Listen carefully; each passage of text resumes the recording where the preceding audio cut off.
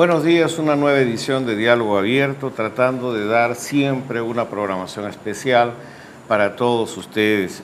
Ya estamos en este momento transmitiendo por las plataformas de inversión en la infancia, Salgalú Televisión y por supuesto por la plataforma de UCI Noticias Comunicación, que próximamente también estaremos en canal digital.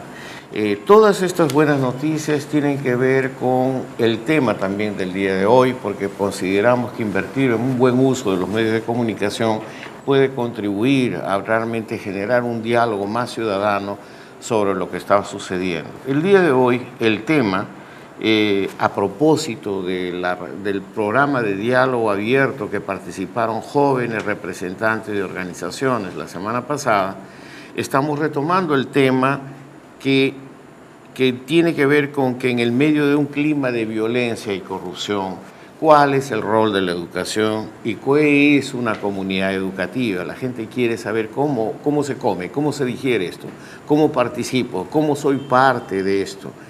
Evidentemente, en términos de la manifestación de los jóvenes, la explicación que nos dieron los jóvenes la semana pasada, nos dijeron que muchas veces tenían temas que no podían estar ajenos a lo que estaba sucediendo en el Congreso, que no podían estar ajenos a los temas que se estaban dando de Odebrecht, de corrupción o de violencia, que en cierta forma las propias niñas manifestaron que eran víctimas, pero que los espacios de diálogo o los espacios de canalizar esto no se daban. Y que particularmente existía muy bien los términos del rol de la educación y la comunidad educativa, pero que realmente no veían cómo esto se podía manifestar en lo práctico, en lo concreto, para poder canalizar esto. Entonces, si lo extendemos del mundo universitario a generar la participación de la educación o de la comunidad educativa, creo que es un desafío muy interesante. El día de hoy es un diálogo abierto de lujo, no solamente por las personas que están aquí conmigo, sino por la amistad y el trabajo conjunto que hemos venido desarrollando. Yo doy la bienvenida primero al doctor Carlos Eduardo Aramburú, miembro directivo de Inversión en la Infancia. Creo que desde que se inició Inversión en la Infancia ya vamos a cumplir 9 años, seguimos batallando tercamente por invertir en la infancia.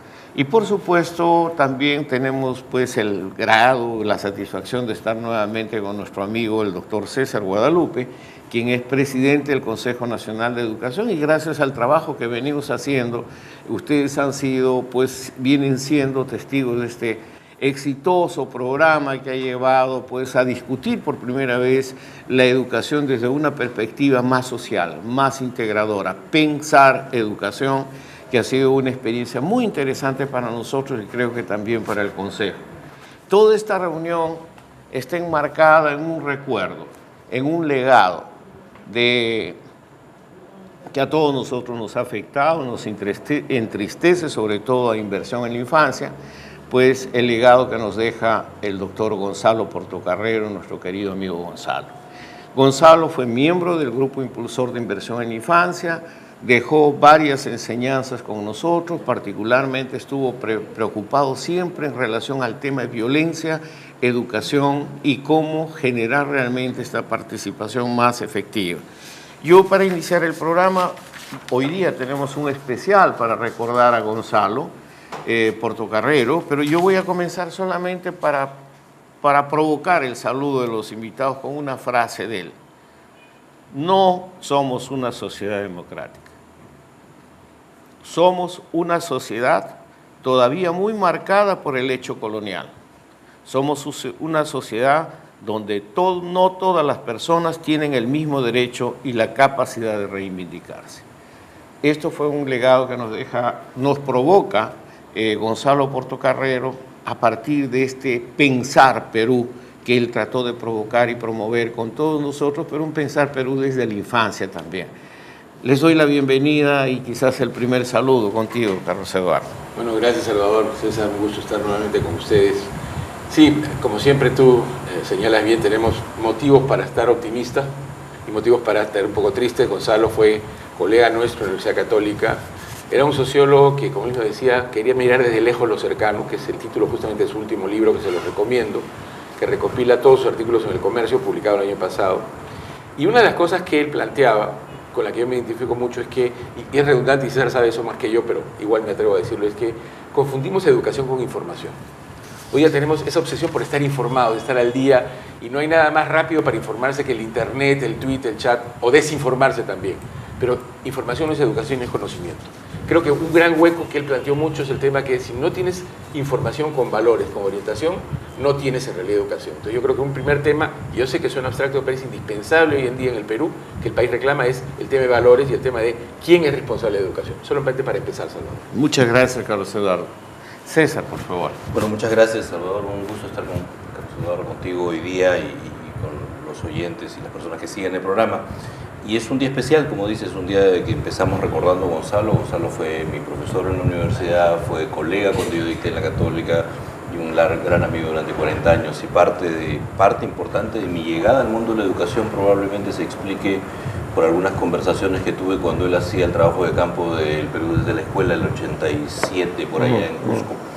Y bueno, y en realidad la frase que mencionas creo que es una frase que atraviesa al país y que es una preocupación para muchos en las ciencias sociales desde hace mucho tiempo y que la crisis actual revela, ¿no? Las personas en general no nos vemos como iguales y no tenemos una dinámica institucional que nos ayude a ser iguales ante la ley y en el respeto mutuo, ¿no? Y eso se expresa lamentablemente en muchísimos ámbitos de la vida nacional, incluyendo el educativo, ¿no?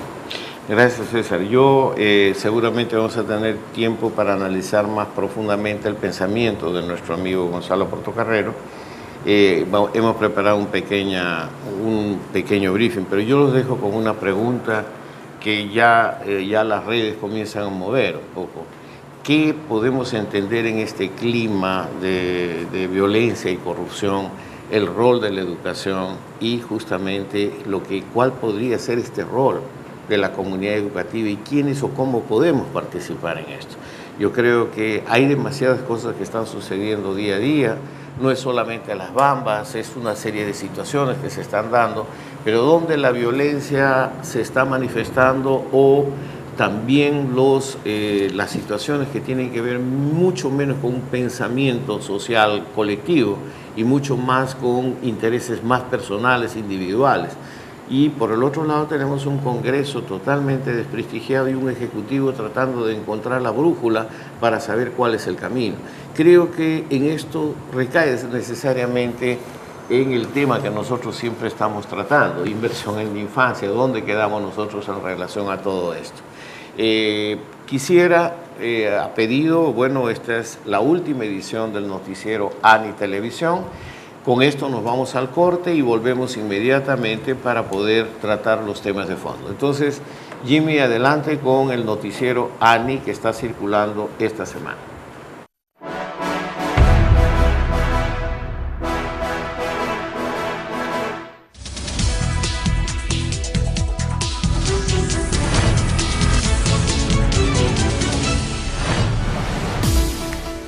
Mi nombre es Tricia Reyes y esta es la nueva edición del micronoticiero de la Agencia de Noticias de la Infancia. Acompáñenos en las redes sociales con el hashtag Con la Infancia en el Corazón. Y recuerde que hoy y siempre estamos juntos por nuestra infancia. Empezamos con la información porque los integrantes del Grupo Impulsor Inversión en la Infancia sostuvieron una reunión para analizar la designación del nuevo gabinete presidido por Salvador del Solar. Además, coordinaron las acciones que se tomarán con miras al 5º Encuentro Nacional por la Primera Infancia. Vamos a ver la nota. El grupo impulsor de la iniciativa Inversión en la Infancia se reunió para analizar la designación del nuevo gabinete ministerial. Esperan contar con la colaboración de la ministra de la Mujer, Gloria Montenegro, de Desarrollo e Inclusión Social, Paola Bustamante, y de Educación, Flor Pablo, para trabajar de manera conjunta en favor de la infancia. Vemos con mucha expectativa en lo que ha analizado el grupo, no solamente realizar reuniones técnicas con ellos, sino acelerar un trabajo conjunto para llevar adelante el Pacto Social por la Infancia. Asimismo, la expectativa referente al 5º Encuentro Nacional por la Primera Infancia es alentadora. Se analizarán temas como la anemia y desnutrición. Tenemos mucha expectativa de contar con representantes de la sociedad civil, de organizaciones sociales, de gobiernos locales, medios de comunicación, y el tema estará centrado en el Pacto Social por la Infancia. Estas iniciativas del Grupo Impulsor son parte de una lucha firme contra la pobreza en el Perú. El quinto Encuentro Nacional por la Primera Infancia se realizará los días 30 y 31 de mayo en el auditorio de Petroperú en San Isidro. Desde Inversión en la Infancia, miembro del Consejo Interministerial de Asuntos Sociales, damos la bienvenida a personalidades muy conocidas por nosotros que han sido incluidas en el nuevo gabinete ministerial, tales como la nueva ministra de Desarrollo e Inclusión Social, Paola Bustamante, la ministra de la Mujer, Gloria Montenegro, y la ministra de Educación, Flor Pablo. Sin embargo, insistiremos para que este gabinete mejore no solo en los indicadores, sino también en la gestión efectiva. Recordemos las participaciones de estas ministras en diversos espacios de inversión en la infancia y Salgalú TV. ¿Qué tal si nos preguntamos qué necesita la gente? ¿Por qué es que los chicos están dejando la secundaria? ¿Qué hacemos con aquellos que no han terminado la primaria, la secundaria? La primera infancia, los cuidadores de la primera infancia en general. La idea es cómo volvemos la mirada a la gente y cómo hacemos que el sistema se invierta, ¿no? Y no piense desde su propia naturaleza, claro, sino desde ahí, desde el ciudadano. Se dirija al ciudadano. Estamos para ser palancas del desarrollo humano.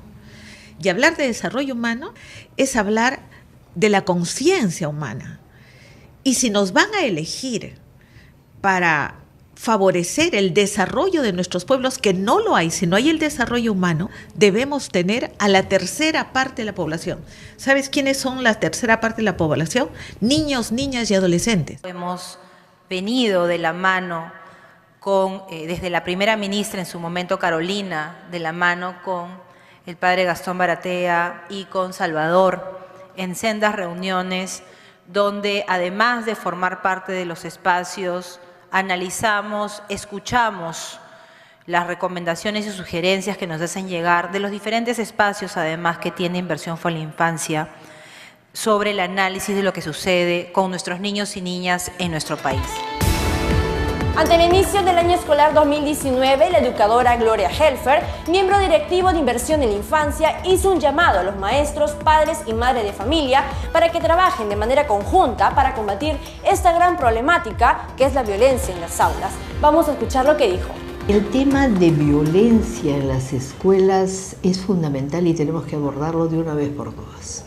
Primero porque en los lugares que tradicionalmente son de seguridad, como la familia, como la escuela, se vuelven de repente lugares de violencia y que los niños necesitan ser protegidos, sentirse seguros. Y esta fue toda la información. No se olvide compartir esta publicación y darle like, porque nosotros vamos a seguir informando sobre los temas de infancia. Nos vemos la otra semana. Hasta luego.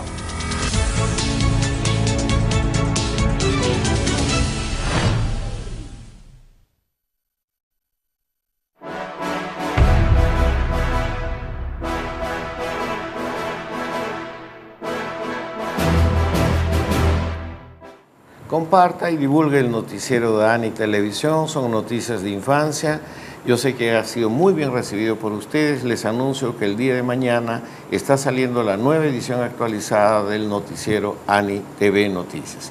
Yo, volviendo aquí con nuestros amigos, volvemos al tema, César, Carlos Eduardo. En este clima de violencia y corrupción, el rol de la educación nos encuentra con que todavía, a pesar de que hay algunos indicadores de acceso a todos los niveles educativos, todavía no hemos logrado hacer frente a núcleos duros de exclusión y brechas que todavía tenemos por cerrar. Una de ellas es calidad de la educación. En ese marco, en esa fase, pues nos encuentra todo este clima. Y por el otro lado, también se nos plantea un nuevo desafío, un nuevo rol que la sociedad tiene que integrarse para tratar este tipo de temas. Yo quisiera una primera aproximación de parte de ustedes y desde ya, yo sé, ya el chat está abierto, ya comenzaron las preguntas o los comentarios, pero Carlos Eduardo. A ver, mira, otra vez, entrando un poco en los temas de fondo para después ver el tema en detalle, ¿no? Una segunda línea, creo yo, que vale la pena discutir, y ustedes lo han hecho aquí desde este medio de comunicación, es la idea de quién es responsable de la educación, no del conocimiento. Entonces siempre se ha pensado la escuela, el profesor, entonces papás se lavan las manos. Yo me acuerdo que Lo más importante que yo sé en mi vida lo aprendí no en la escuela, lo aprendí en mi casa. No solamente con hablar, con el tema del ejemplo, que me parece que es fundamental. Entonces creo que eso alude además a un tema que Gonzalo trabajó, que es más de fondo, es ¿qué es ser ciudadano? Es obviamente tener derecho de exigirlos, pero el discurso que está ausente en el Perú es que los ciudadanos tenemos responsabilidades. Y la primera responsabilidad, y no quiero sonar a Biblia sudada, es la familia. Entonces, si los papás no transmiten valores a los niños, ese niño no va a aprenderlos en la escuela. Yo creo que tenemos dos tipos de revoluciones, y otra vez César sabe eso mucho más que yo. Creo que Perú avanzó mucho en las reformas de primer orden, ¿verdad? En el tema de capacitación de maestros, pruebas, los accesos escolares, qué sé yo. Pero la renovación en enfoques pedagógicos está casi ausente. De repente me equivoco, pero yo siento que hemos reformado lo accesorio, que no digo que no sea importante, los materiales tienen que llegar a las escuelas, pero nos hemos olvidado de replantear qué es educación desde el punto de vista de la formación. Y yo creo que ahí el tema de valores es fundamental. Y asistimos además, y va a salir una publicación dentro de poco en la Universidad del Pacífico muy interesante, a un país que tiene desdén por las normas. Entonces no es que seamos informales porque no tenemos papeles, somos informales porque no creemos en la formalidad no tiene valor. Eso es un problema combinado de falta de valores, pero también es un problema que tiene que ver a veces con leyes y normas absurdas. Entonces, un país que puede tener celulares, automóviles, internet, modernidad material, pero no tiene modernidad de valores, yo creo que tiene un futuro bastante complejo, y eso se ve todos los días en el tema de violencia cotidiana, violencia contra la mujer, violencia contra los niños, pero una cultura de violencia y de desconfianza. Lo que tú decías, tú miras a los padres o madres de la patria como ejemplo, yo le pregunto eso a mis alumnos, ¿a qué congresistas ustedes admiran o respetan? Habitualmente la respuesta es el silencio. Claro. O el rechazo, ¿no? Claro, nosotros hemos hecho la también. encuesta y realmente hemos hecho una encuesta con Ipsos, realmente el nivel de la percepción que se tiene es urgente, generar. Sobre todo entre los jóvenes. Sí, no, es porque lo que pasa es que los jóvenes están pidiendo ya urgencia de un diálogo intergeneracional. Están muy forzados a estar fuera y realmente no hay una comunidad colectiva que le brinde el espacio ni el acceso real para dialogar estos temas de fondo. Yo creo que es importante hablar sobre Zeus y la Ilíada y la Odisea, pero también es importante hablar los efectos que tiene la corrupción en este país y que los va a afectar como generación. Estoy reproduciendo un poco el tema, sí. Perdón, César. Sí, no. Quiero retomar algunas cosas que me parecen fundamentales, ¿no? O sea, la primera es esta idea de cuál es la finalidad de la educación, que a veces la perdemos y que no es una finalidad de la educación entendida solo como la actividad escolar, primero. Porque es la familia, son los medios de comunicación, somos todos los que educamos. Barrio. Además, el barrio, por ejemplo, educamos esencialmente a través del ejemplo, a través de la práctica, a través de lo que se reconoce como válido y legítimo en nuestro país. Decías, Carlos Eduardo, hay un desdén por las normas. Yo a veces me atrevería a decir incluso peor. No es que el Perú sea anómico, es paranómico, hay que pisarlas, hay que pasar por encima. Eso es lo socialmente válido y reconocido como la regla, ¿no? El vivo, ¿no? La viveza, y si uno no actúa de acuerdo a ello es un poco complicado, ¿no? Nosotros con Paula Muñoz en la Universidad del Pacífico estamos haciendo un trabajo sobre corrupción, y una de las cosas terribles en los grupos focales es eso. O sea, teníamos miedo de que en los grupos focales la gente no hablara de corrupción por miedo. No, acá se habla tranquilo, está totalmente naturalizado.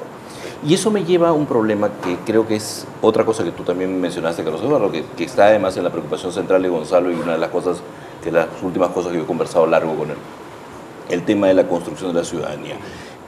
La educación es acerca del desarrollo integral de las personas para vivir en una democracia, es decir, para ser ciudadanos, no solo en términos de voto, no solo en términos de la esfera política de la democracia, sino de la esfera social, de la coexistencia, la cohesión entre nosotros, el respeto mutuo y la confianza. Y ahí, digamos, si bien es cierto las autoridades nacionales y no solo las nacionales, las subnacionales también pueden fallar, creo que en realidad fallamos todos, y hay que empezar a dejar de mirar tanto que la culpa la tiene fulano, sutano, y empezar a asumir las responsabilidades propias, porque a fin de cuentas, la vida en democracia, la vida en libertad, tiene una contraparte, que es asumir la responsabilidad sobre nuestras propias decisiones. Nos quejamos de los gobiernos que nosotros hemos elegido en los últimos 40 años. Nos quejamos de un Congreso que nosotros hemos elegido con nuestros votos. Entonces, si bien es cierto, hay que quejarse porque hay cosas que no funcionan, también hay que asumir una cuota de responsabilidad y empezar a reenfocarnos en lo que nosotros hacemos. Y eso es lo que tiene que ver más con la comunidad educativa. Y esa educativa. actitud de corresponsabilidad no está presente en este momento. No está ni siquiera en el discurso, creo yo, es un tema de ausencia, de que eso es parte de tu identidad como ciudadanía, ¿verdad? Esa combinación de derechos y responsabilidades. Hay otra cosa que Ya que César mencionaba que Gonzalo, en un artículo muy interesante, que si se lee rápido no se entiende, porque tienen dos lecturas, digamos, decía una cosa interesante que tiene con valores. Como las ideas del afecto, la paciencia y la crianza son temas de mujeres, y asumimos que todos pueden hacerlo, se desvaloriza el tema. Exacto. ¿No? Entonces yo creo que, y no, repito, no quiero sonar a siglo XVI, nos hemos descuidado un poquito, incluso a nivel académico, con el tema de la familia, lo que esto significa y cómo está cambiando. La sociología de la familia tiene muy poco avance en un medio como el nuestro. Es muy fuerte en Inglaterra, en sociedades, digamos, de sociología de oriente anglosajona, digamos. Pero yo creo que Violeta Sara Lafos, una querida amiga y profesora que insistía en estos temas, como que la familia dejó de estar de moda. Y yo quiero hacer eso muy claro. Tuvimos un marxismo en los años 70, que lo que importaba era la revolución de las clases sociales, desapareció el tema de la familia, el tema del niño, el tema de la madre, se invisibilizó. Hay que rescatar esos temas porque, sí, yo no conozco sociedades sin familia. Y entonces, una pregunta es, no tenemos información, es ¿qué calidad tienen las familias peruanas? Exacto. ¿Pero hay espacio o escenario para discutir en una comunidad educativa? Yo creo que tiene que haberlo y además se puede reflexionar sobre prácticas corrientes. Por ejemplo, le comentaba antes de empezar a Carlos Eduardo una cosa que descubrí hace unos días. Desde la desaparición del uniforme único en la escuela, han habido manifestaciones, los uniformes han ido en varias direcciones, ¿no? Una de las direcciones en la que ha ido por convicción de muchas familias y por convicción de muchos docentes también, es digamos, entender la disciplina como un atributo fundamental y entender la disciplina como esta disciplina impuesta desde el exterior y no como el desarrollo y la capacidad del control de los propios impulsos y tendencias. Entonces, por ejemplo, he descubierto con horror que el uniforme comando pre-reforma educativa existe de nuevo en el Perú, tal cual. El pantalón caqui, la correa caqui, la corbata caqui, la camisa caqui, la cristina caqui, los galones marcando el grado y el colorcito marcando el nivel si era primaria o secundaria. Y eso es el resultado de lo que hace la comunidad educativa, eso no es una disposición del gobierno central, eso no es una ley del Congreso, eso es lo que está haciendo la comunidad educativa y tiene que reflexionar sobre lo que eso significa. Los niños tienen que ir a la escuela y tienen que ser niños, entonces sáquenle las corbatas para empezar, ¿no? Y digamos, y vean una forma de uniforme que permita que los niños actúen como niños. Y militarizarlos. Y dos, tienen que crecer y internalizar la disciplina. La disciplina no es la formación, la disciplina no es el silbato, la disciplina no es el uniforme militarizado. Y eso creo que es algo que la propia comunidad de la escuela con sus padres debiera reflexionar con mayor detenimiento. Mira, lo que dice César es muy interesante. Déjame que toque un tema que me tiene bien preocupado. Estamos trabajando en la universidad y es, cuando se ha hablado de todo este tema, que bueno que se esté hablando y saliendo a la luz de violencia de género, de violencia contra la mujer, de agresión, de acoso sexual, que está todos los días. No sé, les comentaba a ustedes fuera de cámaras, la noticia de hoy día es espantosa. 7 muchachos jóvenes violan a una chica que tenía problemas de esquizofrenia. Es una barbaridad, es un acto de brutalidad, hay que decirlo con todas sus letras. Entonces, yo creo que con más comisarías, con más demunas, que no digo que no sean necesarias, no solucionamos el problema. Tiene que ver con autocontrol, disciplina, lo que tú dices, César, pero también la formación y el tema del afecto. Y Salvador me ha escuchado hablar de este rollo, pero lo voy a repetir porque es importante. Estamos entendiendo poco qué hace que un joven, por su formación, llegue a este nivel de violencia y este nivel de agresividad. Y creo que tiene que ver con el tema de afectos. Las pocas investigaciones que se han hecho al respecto, César Ureña de San Marcos tiene una muy interesante de 11 casos de personas condenadas por acoso y agresión con sentencia firme. Y encuentra 3 cosas que son sorprendentes. Primero, la mayoría son personas adultas. Tercero, ha tenido alguna relación de cercanía con la víctima. No es que es una persona que le saltó en la vereda, no, la era conocida. Tercero, que es lo que más me preocupa, ninguno siente culpa. Me engañaron, me dijeron, ella quería, qué sé yo. Y la cuarta, que es lo que nos puede ayudar más en el preventivo, todos provienen de familias sin figura paterna. Como la violencia es la parte de la vida cotidiana. Eso hay que entenderlo. Ya, yo insisto, César, porque me están bombardeando ahí, que quieren que digas qué es una comunidad educativa. ¿Cuál es el rol de esta comunidad educativa? Bueno, yo como padre de familia, ¿cómo me puedo integrar? Me dicen, aterrizando en el terreno. Bueno, la primera cosa, el país debería ser una comunidad educativa. Entonces, los medios de comunicación no se pueden seguir haciendo los locos de la disposición de la misma Constitución. Dice que los medios de comunicación tienen una responsabilidad sobre esto, sobre la cual muchos medios de comunicación, digamos... Pero no se divulga tampoco esa responsabilidad. Está el artículo 14 y 17 de la Constitución, no lo recuerdo en este momento, es expreso. Expreso, yo recuerdo esto. Eso es uno. Una segunda cosa es el espacio más de la comunidad educativa alrededor de la institución educativa. En teoría, estos son los estudiantes, son los docentes y son los padres de familia. Con los problemas que hay en los hogares, que tampoco es que nuestros hogares todos sean, digamos, hogares florecientes en respeto y vida sana, mentalmente sana además.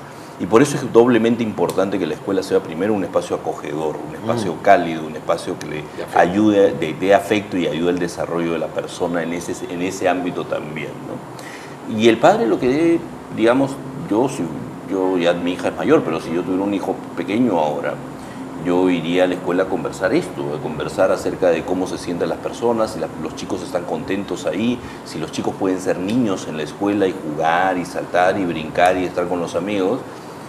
Yo saldría corriendo de cualquier escuela que quiera medicar a los hijos para dejarlos quietos sentaditos, que eso hay una práctica muy extendida. Probablemente haya pocos casos en los cuales probablemente sea necesario porque sí hay un problema de salud, pero la mayor parte de estas cosas es tratar de domesticar niños que no dejarlos ser niños. Entonces creo que los padres tienen que acercarse, conversar con los profesores y ahí hay un problema. Eso solo puede existir si hacemos cambios en la estructura del sistema educativo que permitan que los profesores estén a tiempo completo en la escuela.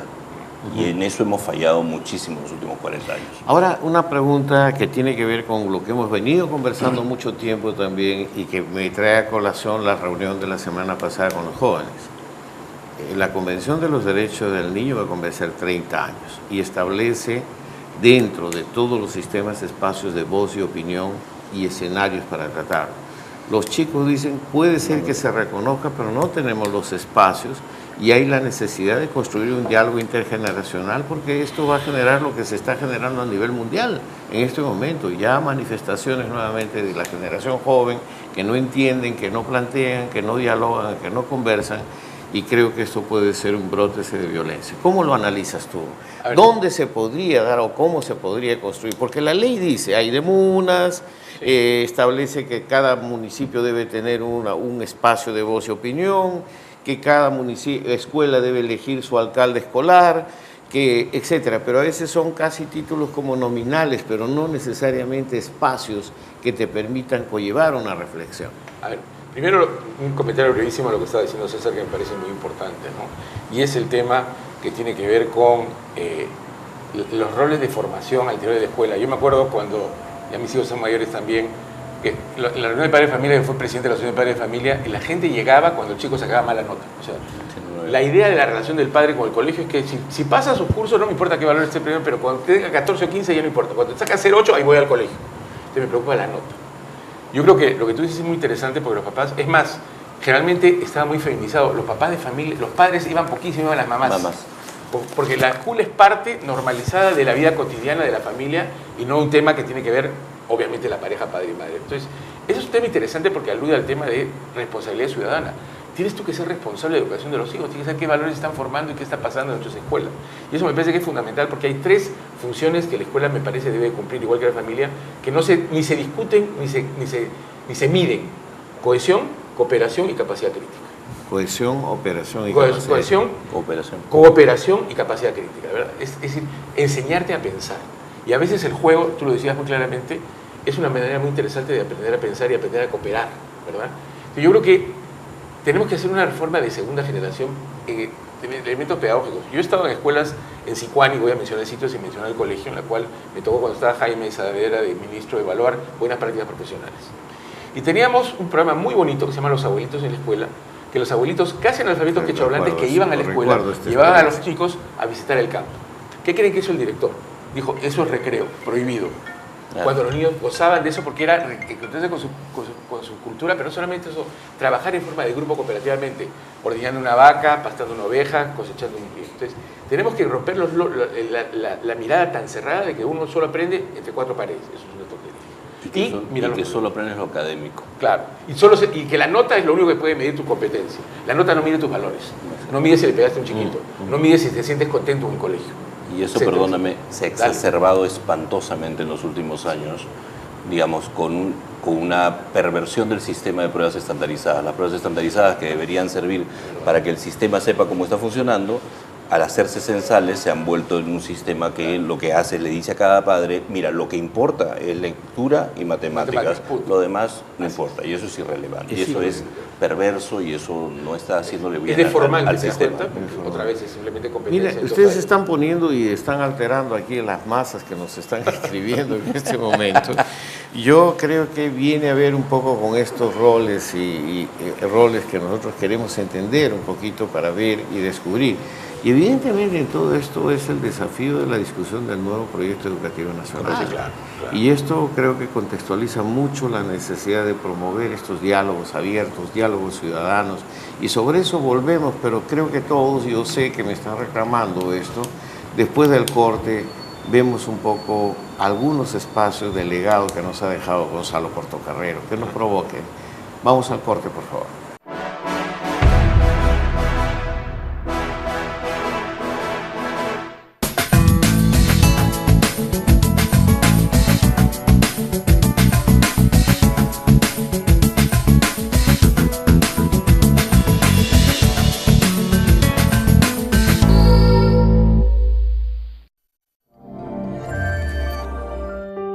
Ante una situación de emergencia y desastres, los niños y niñas son los más afectados. ¿Sabes qué riesgos corren? Se incrementan las enfermedades infecciosas y estomacales. Sufren daños psicológicos que generan secuelas y alteran su desarrollo emocional. Muchas veces se tienen que separar de sus familias debido a la muerte de sus padres o apoderados o al desplazamiento de las poblaciones debido a la situación de emergencia. Pueden ser víctimas de maltrato físico y psicológico, explotación infantil y abuso sexual. Pierden los espacios educativos y las clases. Todos, desde el gobierno local, Estado y sociedad civil, todos tenemos que velar por la seguridad e integridad de la infancia. Una sociedad informada es una sociedad protegida y preparada. Una sola fuerza por la infancia.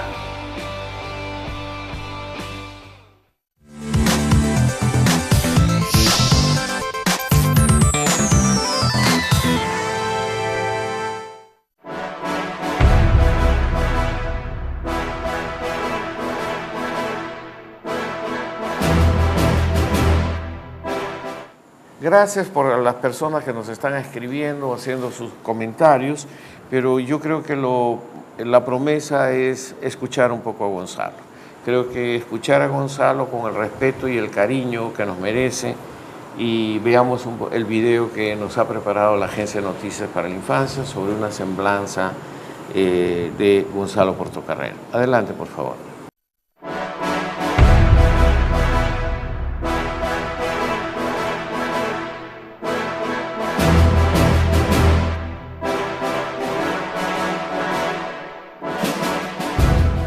No somos una sociedad democrática, ¿no?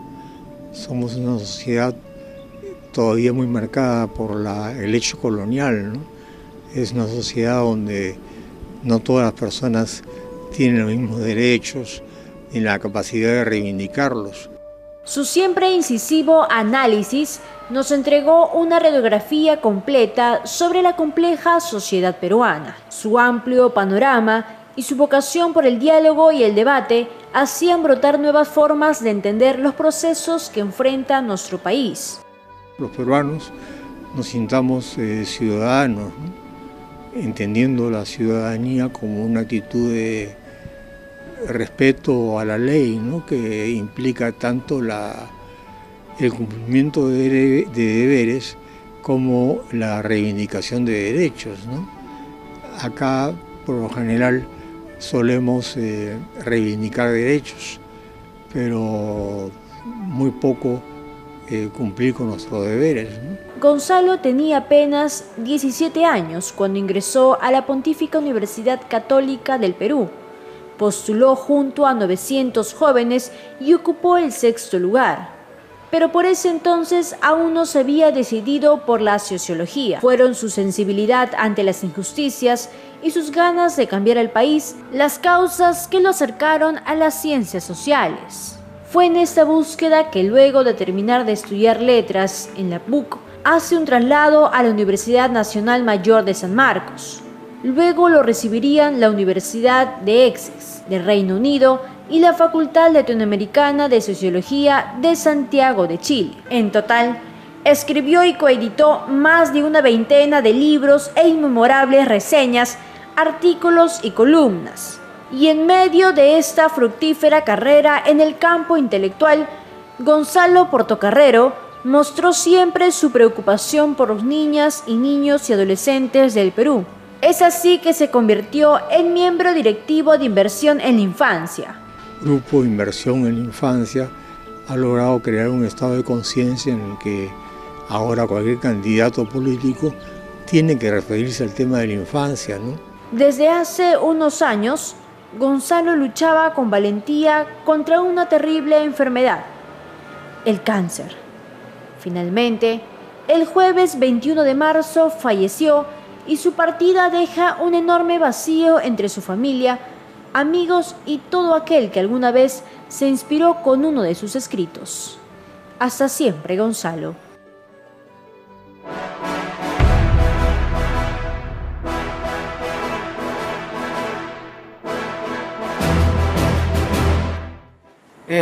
Creo que todos hemos quedado un poco movidos de ver a Gonzalo, lo teníamos así presente. Y yo les confieso algo, y a ustedes lo han visto en escenas de él ha participado durante los últimos 6, 7 años en reuniones, en diálogos con nosotros, con ustedes, y en la peor fase de su enfermedad, él insistía de que quería estar presente. Hasta el último momento, él quería, y la última grabación la tuvimos que hacer en su casa, porque él quería venir al estudio y dijo, no me siento bien, mejor envíenme una cámara para decir lo que... Y es eso que hemos querido rescatar en este momento. Yo creo que él estuvo muy preocupado por todos estos temas y yo recuerdo mucho los aportes de discusión en términos de violencia en infancia, por ejemplo, que él decía que el Perú no había superado el síndrome de la teta asustada. Y esto fue una frase que marcó mucho entre nosotros y era porque las razones por las cuales teníamos desconfianza, éramos un poco a la defensiva, agresivos y a veces opacos porque habíamos sido violentados y sacados en una forma desde nuestro hogar y llevados a diferentes situaciones y que no habíamos superado en términos de salud mental esta cosa. Esta tristeza que se generaba en una relación de violencia. En fin, Gonzalo fue realmente, lo vamos a sentir mucho y ojalá que podamos seguir con este pensamiento de pensar en el Perú junto con él y otros amigos. Yo los dejo a ustedes para una primera reflexión. Bueno, gracias, Salvador. Bueno, como les decía, yo tuve la suerte de compartir además en oficina por medio mucho tiempo el trabajo con Gonzalo. No era mi campo de interés, pero leía mucho lo que él planteaba porque siempre me impresionó primero la profundidad con la que escribía, pero además otra cosa que a veces a los académicos nos cuesta trabajo, el no tiene que ser políticamente correcto. O sea, Gonzalo asumía lo que él veía, su realidad, su verdad, sin decir, te van a criticar, me van a molestar por eso, y eso yo creo que es un valor muy importante. Lo otro que quiero resaltar, que quizás es una de las pocas satisfacciones que tenemos los académicos o los que crean algo, es que Gonzalo no ha muerto. No. Están sus obras. Tú las lees, yo lo estoy releyendo y encuentras cosas de inspiración que me hacen recordarlo a él. Entonces, creo que uno de los grandes privilegios que tenemos los que nos dedicamos al tema académico, o igual que los artistas y algunos arquitectos, es que tú desapareces como persona, pero lo que hiciste queda y tiene valor social. Y eso me parece que es extraordinario y algo que hay que recordar. Entonces, hoy más que nunca, está pasando con la biblioteca de sociales, la gente está leyéndolo más. A veces hay que partirse para que te escuchen. Y yo creo que eso es un homenaje, el mejor homenaje que le podemos hacer a Gonzalo. Sí, sin lugar a dudas. O sea, coincido plenamente con lo que acabas de decir, solo podría añadir una cosa, ¿no? Gonzalo, me acuerdo, yo estudiante ya por el 82, cuando recién lo conocí, una de las primeras cosas que me sorprendió profundamente era su total conciencia del dramatismo y la dureza de la vida nacional, por un lado, y un optimismo a prueba de balas. Nunca supe cómo lo lograba, pero una persona más clara, que nunca desfalleció frente a las dificultades del país, era Gonzalo. O sea, eso yo recuerdo, me marcó mucho desde el principio conocerlo. A veces decía, oye Gonzalo, pero ¿cómo puedes pensar que esto se va a arreglar?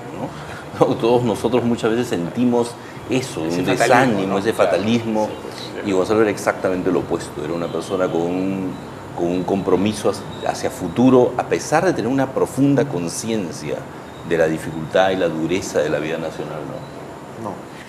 Gonzalo ha sido marcante para todos nosotros por varias expresiones y yo quisiera irme al corte en este momento, que es un corte de UCI Noticias también, y volvemos inmediatamente retomando este tema con una frase provocadora de Gonzalo Portocarrero que quisiera contextualizarla con nosotros. Vamos al corte y volvemos enseguida.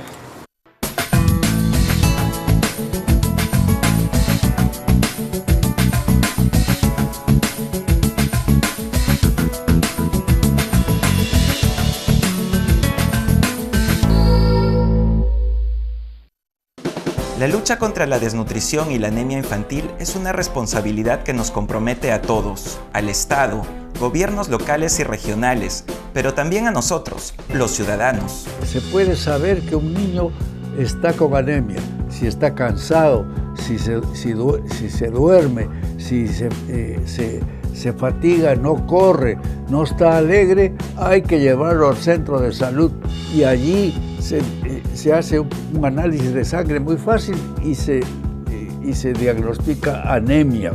Esa anemia se cura con buena alimentación y con eso que se llama micronutriente. Es como echar sal a la comida, se mezcla con todos los otros alimentos que se le da a la criatura y con eso se cura la anemia. En el centro de salud están los micronutrientes, que son absolutamente gratuitos y que la madre tiene la responsabilidad de exigir que le den. La anemia se cura y es responsabilidad de todos, absolutamente de todos. Yo he sido ministro de Salud y apelo a los colegas, comenzando por los médicos, por las enfermeras, somos colegas todos y es nuestra responsabilidad disminuir notablemente los casos de anemia. Infórmate y actúa, todos juntos sí podemos.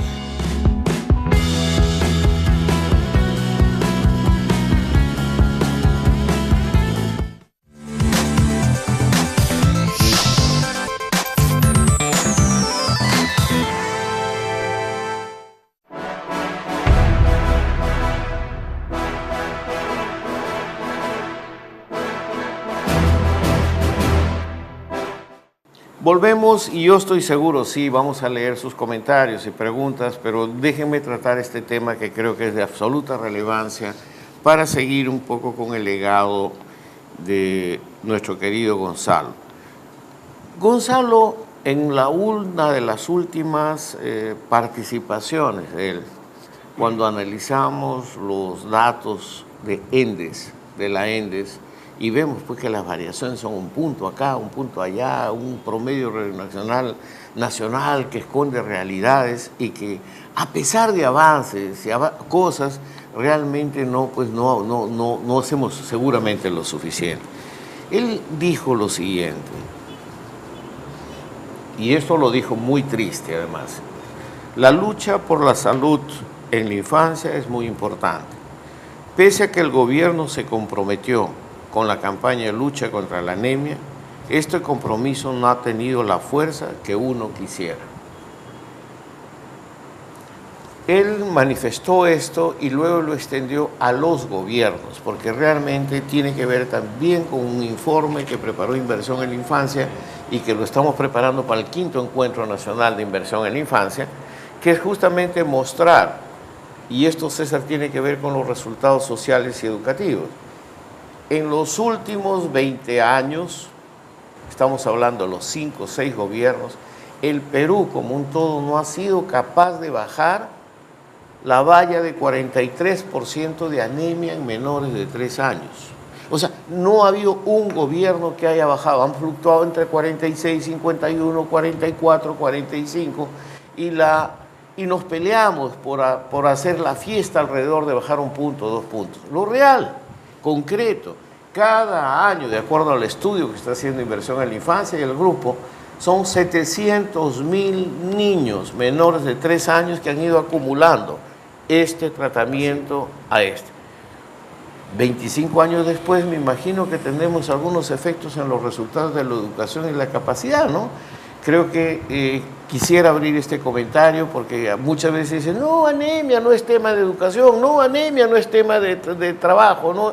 Pero yo creo que esto tiene que conllevarse a un análisis más serio y más profundo sobre las implicaciones que esto tiene para el propio desarrollo del país, ¿no? O sea, doctor César. Bueno, tienes toda la razón, o sea, en realidad la preocupación es el bienestar de las personas, claro, y eso hay que mirarlo integralmente, más allá de que algún sector tenga algunas actividades específicas, pero si uno no lo mira integralmente, en realidad estamos tonteando y no va a funcionar. Lo que señalas es, yo quiero hacer un comentario sobre la información que señala sobre la estadística de los últimos 20 años. Creo que hay dos cosas ahí que me parece importante. La primera, la necesidad de mirar las grandes tendencias y qué es lo que esos revelan, y ver que esas fluctuaciones ahí en realidad son encuestas por muestreo, hay error de medición, y en realidad probablemente ese puntito que baja o puntito que sube probablemente en realidad no significa nada en términos estadísticos, ¿no? Y en realidad lo que hay que mirar es esa cosa plana que tienes en el desarrollo de las cosas, y esto vale para cualquier información estadística en general. Si esto está plano, quiere decir que estamos errando en la manera de abordarlo. Y el único comentario que quiero hacer ahí, porque yo no soy experto en el tema, es que es sumamente importante hoy en el Perú insistir en el legado y la contribución que puede hacer el pensamiento y la actividad científica y académica para entender por qué pasan las cosas. Vivimos en un mundo en el que un par de charlatanes vienen a una conferencia de una universidad y eso es tratado como si fuera tan válido como un trabajo de verdad.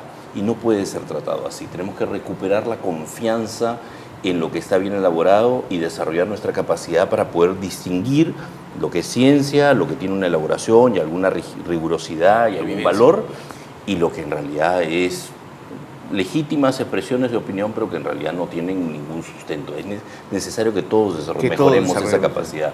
Pero yo no puedo entrar al tema porque en realidad yo no soy un experto en el tema. Claro, pero es un tema muy pertinente y coherente por urgencia, por ejemplo, para una comunidad educativa, ¿no? Sin duda, y esa es quizás la habilidad más importante del siglo XXI, o una de las más importantes del siglo XXI, es la capacidad de distinguir entre la charlatanería y la basura y aquello que tiene algún nivel de valor y tiene sentido hacerle caso. Y Carlos Eduardo, más de la mitad de los niños que están en educación inicial están con anemia.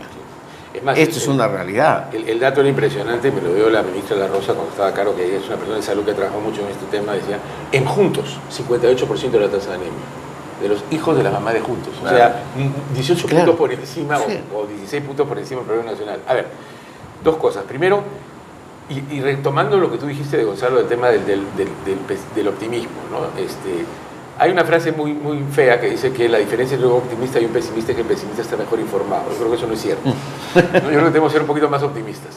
Perú ha sido un ejemplo internacional en la reducción de la desnutrición crónica infantil.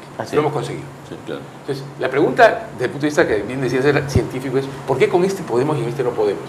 Porque la naturaleza del problema es diferente.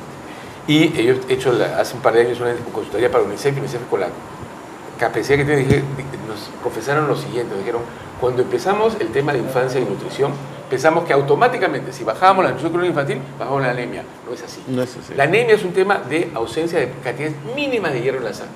Entonces, hipótesis, como antropólogo, tampoco soy un gran experto en el tema, pero hipótesis. Si tú enfatizas solamente la oferta, que haya chispita, que haya agua, que es importante, no digo que no, y no enfatizas lo que hace la mamá en la nutrición del niño, no vas a solucionar el problema. Por más hospitales que construyas, la anemia no va a bajar porque haya más hospitales. Hay cosas que tienen que ver con lo que justamente hemos estado conversando al inicio de este programa, que es el tema de las responsabilidades del conocimiento. Primera cosa, darse cuenta de que sí es un problema. Yo he tenido incluso padres, pero también profesores que dicen, ese chiquito es así, tranquilo, callado, o sea, está anémico, así me molesta menos. ¿verdad? Disculpen la verdad, friega menos. Entonces, la anemia no es vista como un problema de salud, un problema de handicap, porque el chico no tiene fiebre, no tiene vómitos, ¿no? Y funciona más o menos bien. Entonces, primera cosa es como el alcohólico o el que fuma mucho, tienes que reconocer que es un problema. ¿no? Primera cosa. Segunda cosa, creo que es fundamental que la gente entienda, y ahí entra el tema de cultura local, qué recursos tienes a la mano que puedan hacer que el niño tiene una dosis mínima de acceso a hierro. No solamente el tema de chispitas. Nosotros trabajamos en Acción contra el Hambre en Capamarca hace muchos años, en Vilcabamba, perdón, viendo la receta de las abuelitas. Les doy un ejemplo. La sangre del cuy se bota. La sangre del cuy es una fuente de hierro. Claro, tú no le puedes dar sangrecita, que es comida de borracho, por eso de alguna manera, a un niño. Pero tú puedes quitarle el olor y el sabor y ponerle azúcar y ponerle una papilla. Entonces, lo que tenemos que hacer es, y mirada antropológica, y creo que vale, es mirar que desde el lado de la demanda tenemos que empezar a trabajar el tema de la anemia, empezando por una campaña masiva en la que la escuela tiene una función fundamental, sobre todo los hermanos mayores, decir, la anemia sí es un problema porque es un handicap para un niño desde el punto de vista de su desarrollo emocional y sobre todo intelectual. Totalmente de acuerdo. Yo creo que en términos de inversión en la infancia, como tú lo sabes, decimos, seguimos tercamente insistiendo en esto, a pesar de que no es que solamente tratemos el tema de anemia, pero lo hemos puesto en la agenda política y en este momento nosotros podemos decir, hay recursos, hay conocimiento, hay experiencias de que sí se puede. Y la última reunión que estuvimos en el CIAS, en el Consejo Interministerial de Asuntos Sociales, cuando nos presentaron el informe sobre el ENDES, la reacción de Gastón dijo, ¿qué vamos a conmemorar? ¿Que hemos bajado un punto? Entonces, creo que lo que tenemos que hacer es un examen real de que no estamos haciendo algo que realmente sea realmente diferente y que tenga sentido. Porque no podemos seguir esperando que el ENDES nos diga que hemos bajado un punto o 2 puntos. Además hay una cosa terrible. Estuvimos con el exdirector del, ¿cómo se llama?, del INI. Y la pregunta fue, oiga, hace 6, 7 años, es así, Michael me corregirá, que no tenemos data provincial ni distrital. No existe ese informe. No, sí existe. Lo que pasa es que no se procesa. No hay gente que tenga prioridad para procesar la información. ¿Cómo puedes? ¿Cómo puedes? Mira, entonces esto de no tener una línea de base.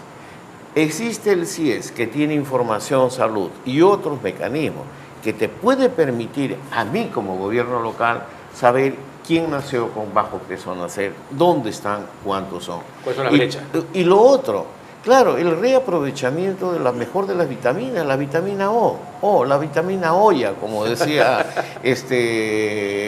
Héctor Chumpitaz cuando se le entrevistó, la vitamina O es la que es importante. Y ya, bueno, ya tú sabes, hoy día estamos viajando a Piura y estamos ya viendo un poco la extensión de la papilla nutricional, pero trabajada con productos locales. Claro, y esto creo que hay soluciones mucho más allá de la chispita, ¿no? Me extendí en eso, pero quería contextualizar este desafío que evidentemente, César, yo te agradecería, es parte de un desafío de la comunidad educativa, definitivamente. Sin lugar a dudas, es lo que decía Carlos Eduardo, o sea, la escuela tiene La escuela, para empezar, es la red institucional más importante del país y más grande del país y con mayor penetración del país. Tenemos escuelas en cerca de 40.000 localidades, lo que le sigue es salud en 6.000. Así que, digamos, ya para empezar ahí digamos, hay una responsabilidad de utilizar la red, digamos, ¿no? Y lo segundo es que es donde están los niños, es donde se puede conversar con los padres y esa es la responsabilidad. Entonces, efectivamente, la escuela puede funcionar como un nodo para impulsar una reflexión sobre esto, para impulsar el cambio de algunos hábitos que son importantes, porque efectivamente, provisión de cosas hay. Lo que pasa es, digamos, no estamos mirando la otra parte, es decir, probablemente, como sugiere Carlos Eduardo, no estamos trabajando bien el lado de cómo las familias pueden alterar algunos patrones de comportamiento de una manera no muy complicada, y entonces... Perdón que te interrumpa, una pregunta, yo no conozco mucho el sector. ¿Cuántos maestros sienten que el combate contra la anemia es una responsabilidad de ellos? No creo que muchos, la verdad, no hay información sobre eso, pero en realidad no creo que muchos, ¿no? Yo creo que el tema es lo que tú comenzaste, es seguir en la batalla, socializar información y conocimiento, ¿no? Conocer que es un problema. Este es serio. Y entender que la responsabilidad de todos son las personas en su integridad. No es que yo me preocupo del cuaderno y el otro se preocupa del termómetro. Yo creo que hay temas que inclusive los propios chicos han reivindicado, incluyendo el tema de violencia, dónde hacer y cómo hacer. O sea, creo que estoy perfilando un poco este rol de la comunidad educativa. Vamos a un corte y volvemos inmediatamente. Yo sé que vamos a leer el chat con las preguntas y los comentarios y el comentario final de nuestros invitados.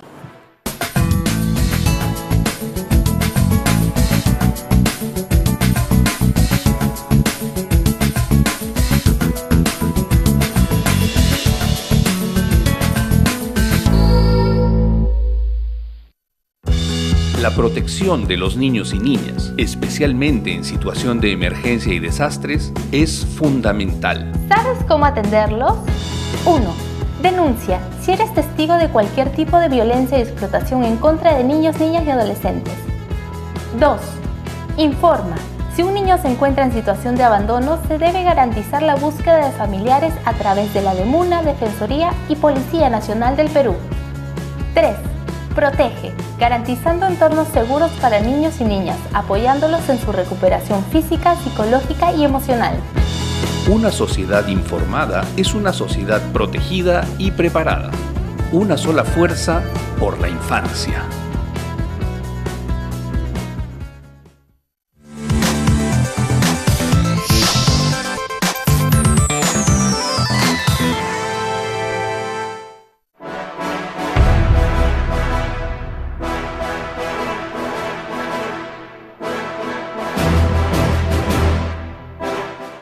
Bien, ya estamos de vuelta y estoy señalando ya la pantalla porque en este momento vamos a ir directamente al chat. Jimmy, yo sé que ha llegado mucha información, pero vamos comenzando. Roxana Dionisio nos dice, es importante hablar sobre educación, pero también es importante que las autoridades del país tomen como un reto personal para lograr que todos los niños del Perú reciban esta educación. Era un poco, parece que se está reclamando más liderazgo, más visibilidad de que estamos importantes. Roxana Dionisio, es importante, pero también es... bueno, esto es lo que ya leí. Fernando Patiño, lamentable pérdida del gran pensador Gonzalo Portocarrero. Sí, es verdad. Aida Tomasa nos dice, siempre he pensado sobre cómo nos vamos equivocando con las autoridades. Llegué a la conclusión que quizás nos equivocamos. Lo que no se equivocamos, lo que pasa es que cuando llegan a ser autoridades se olvidan de los principios sobre el cual se fue candidato. ¿Qué es lo que le pasa al ser humano? A recalco peruano que se olvida de sus principios o de sus promesas. Estela Montes, importante reconocimiento póstumo al gran pensador Gonzalo Portocarrero. Marianela Marlú dice, un tema que siempre se plantea sobre la importancia de la educación es altamente reconocido por el mundo entero. ¿Qué se necesita para que el Perú asuma esta obligatoriedad de educación integral de calidad? ¿Qué necesitamos para reconocerla, no? Jacinta Wong nos dice, existen miles de ejemplos donde los países se convierten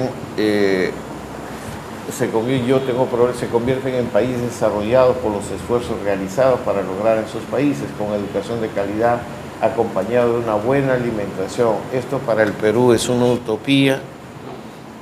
Entonces yo quedo con esto, creo que son 4 o 5 que conllevan más o menos el grueso de preguntas que nos están llegando. Comenzamos contigo, Carlos Eduardo. Con mucho gusto. Mientras digamos que es responsabilidad del Perú, no es responsabilidad de nadie. Yo creo que tenemos que ser mucho más concretos, ¿verdad? Tanto en el tema de calidad educativa como el tema de valores que hemos discutido, como el tema de la anemia. Creo que hay que empezar a trabajar, y creo que inversión en la infancia con estos medios, con la persistencia que debemos a Salvador y a la gente que colabora con él, es insistir en cosas que son importantes y es, repito, la noción de, y lo decía Gonzalo, no solamente de derechos, sino de deberes y responsabilidades ciudadanas.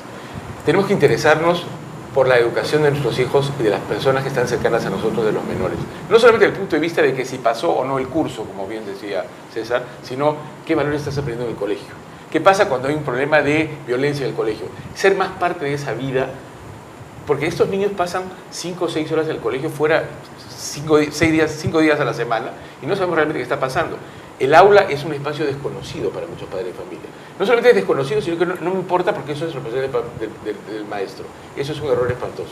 Entonces yo creo que una primera idea es que tenemos que empezar a trabajar como sociedad con responsabilidades definidas sobre el tema de anemia, pero también el tema de educación, el tema de violencia. Ese es un primer tema que me parece fundamental.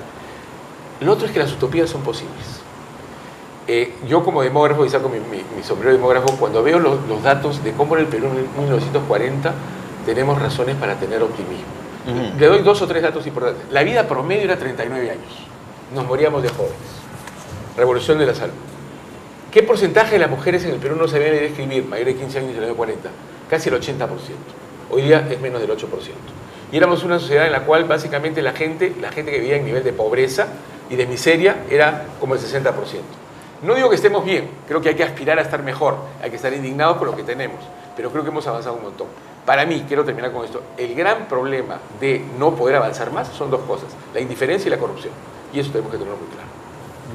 Gracias. Bueno, solo 2 reflexiones, ¿no? En el Perú, en teoría, la educación integral es obligatoria. En teoría, digo, por 2 razones. Una, porque una cosa es proclamarlo y otra cosa es poder hacerlo, contar con los recursos, contar con las posibilidades de hacerlo.